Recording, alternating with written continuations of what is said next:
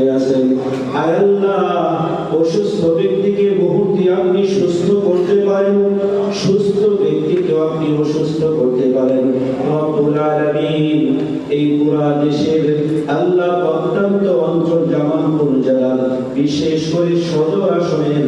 আল্লাহ আপনার যে সমস্ত বান্দাবান্দি বিভিন্ন কর্মের কারণে ঢাকায় অবস্থান করতেছে, তাদের মিলন মেলায় তাদের উপস্থিতিতে আয় আল্লাহ আপনার বান্দির জন্য আমরা আপনার কাছে দরখাস্ত পেশ করতেছি, আপনি দয়া করে আপনার বান্দির জিন্দেগীর গুনাহগুলোকে মাফ করিয়া দেন। রব্বুল আলামিন, বিশেষ করে শহীদ প্রেসিডেন্ট জিয়াউর রহমান সহকারে ওনার পরিচয় টুকরা ছোট সন্তান আরাফাত রহমান